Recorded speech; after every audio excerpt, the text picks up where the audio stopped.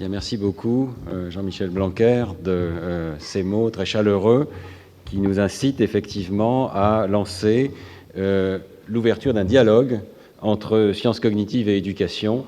Tel est le but de cette journée, tel est mon but en participant à son organisation. Je commencerai par une petite provocation. Je pense qu'un bon enseignant est un enseignant qui a un bon modèle mental du cerveau de l'enfant et qu'il est tout de même stupéfiant de penser que beaucoup d'enseignants connaissent mieux le fonctionnement de leur propre voiture que celui du cerveau des enfants auxquels ils doivent enseigner. Donc, nous devons essayer de réfléchir ensemble aux connaissances qui sont indispensables, finalement, pour qu'un enseignant puisse concevoir le programme éducatif dans un contexte qui va maximiser les modifications mentales, cérébrales, et maximiser la vitesse aussi, la quantité d'apprentissage qu'un enfant peut avoir. Donc, nous avons réfléchi à cette journée en essayant de réfléchir aux principes fondamentaux, le bagage de principes fondamentaux sur la plasticité cérébrale et les apprentissages que devrait avoir un enseignant. Le mot a circulé, ce qu'on ne peut pas ne pas savoir.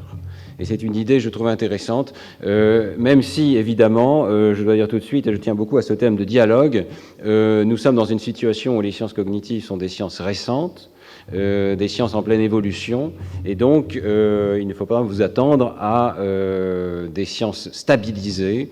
Il va falloir avoir un dialogue permanent pour vérifier et valider dans les classes ce que les sciences cognitives peuvent dire d'un point de vue très général sur l'organisation du cerveau. Alors, je pense qu'il y a plusieurs domaines que nous allons aborder aujourd'hui. Certains domaines concernent simplement les connaissances précoces de l'enfant, son organisation pour la vision, pour le langage, les nombres, la géométrie, donc des compétences spécifiques à des domaines particuliers. Il est important, je me servirai de l'exemple de la lecture dans mon exposé, il est important de comprendre comment le cerveau est organisé pour enseigner certaines disciplines particulières. Mais mon exposé sera plus particulièrement centré sur les connaissances transversales sur l'apprentissage lui-même. Quel algorithme d'apprentissage utilise le cerveau? Comment est-ce que ça fonctionne? Quel est le rôle de l'attention? Quel est le rôle du sommeil? Et puis, bien sûr, nous parlerons aujourd'hui des difficultés que rencontrent certains enfants. Il existe des difficultés universelles. Tous les enfants, lorsqu'ils rencontrent les fractions, ont des difficultés, mais il existe aussi des pathologies qui concernent certains enfants. La dyslexie, la dyscalculie, la dyspraxie, ce sont des phénomènes réels, on ne peut pas les nier, et on doit faire en sorte que l'école puisse accueillir ces enfants et, si possible, corriger les difficultés. Alors, je voudrais dire d'emblée qu'un des messages des sciences cognitives, c'est que nous avons tous une organisation cérébrale similaire. Il y a un plan d'organisation du cerveau qui nous donne un certain nombre de représentations mentales, et donc je pense que les enseignants doivent respecter certains principes fondamentaux. On ne peut pas nier l'existence de cette organisation. Mais dans le même temps, je dis tout de suite, ces principes sont compatibles avec une grande liberté pédagogique. Le respect des principes ne veut pas dire qu'on ne peut pas inventer des jeux nouveaux, des pédagogies nouvelles, des manières nouvelles de présenter tel ou tel fait. Et ce sera bien entendu aux enseignants eux-mêmes de déterminer la meilleure manière d'appliquer ces principes. Et je pense que l'enseignant doit devenir, comme on l'a dit auparavant, un expérimentateur.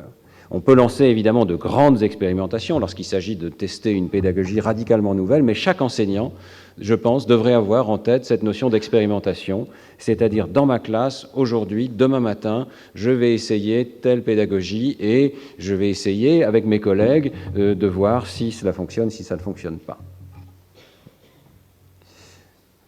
Alors, je pense que vous connaissez les sciences cognitives un petit peu. Je pense que beaucoup d'entre vous avaient cette idée d'une science cognitive fondée en grande partie sur l'imagerie cérébrale, et c'est vrai qu'il est possible aujourd'hui de voir le cerveau de l'enfant d'une manière qui n'était pas possible auparavant. Ici, ce sont quelques images du centre Neurospin, où nous sommes capables aujourd'hui de scanner des enfants depuis le plus jeune âge, vraiment de quelques mois de vie, jusqu'à évidemment l'âge adulte, dans des conditions éthiques et tout à fait faciles, je dirais.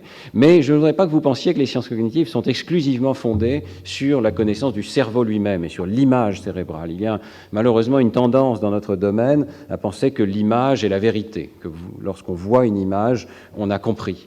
Et je voudrais simplement souligner que les sciences cognitives, c'est avant tout de la psychologie. et une psychologie cognitive qui est fondée sur des méthodes traditionnelles qui peuvent être simplement la réponse à des questionnaires, très souvent la mesure des temps de réponse des enfants, ou des méthodes un petit peu plus sophistiquées comme l'utilisation d'interactions avec l'ordinateur ou la mesure des mouvements oculaires des personnes, mais c'est toujours du comportement, vous voyez, et dans notre discipline, le comportement est au centre des choses, l'imagerie venant ajouter une certaine compréhension de l'architecture du cerveau qui sous-tend ces comportements. Dans ma chaire ici au Collège de France, qui s'intitule Psychologie cognitive expérimentale, je ne fais pas de différence entre les sources de données qui viennent du comportement et celles qui viennent de l'imagerie cérébrale. Les deux servent à contribuer à un modèle de la manière dont le cerveau fonctionne. Alors, je soulignerai donc deux grandes idées. Première idée, le cerveau de l'enfant est structuré. Il est plus structuré qu'on ne le pensait par le passé. La vision du cerveau comme une sorte d'ardoise vierge qui, très progressivement, au fil des 10 premières années de la vie, acquérait des connaissances de manière progressive, avec des stades successifs qui sont parfois extrêmement lents, cette vision est aujourd'hui dépassée. Le cerveau de l'enfant, dès la naissance, est extrêmement organisé, nous le voyons par nos outils, nous voyons se mettre en place ces aires cérébrales, et nous voyons aussi que très tôt, elles fonctionnent.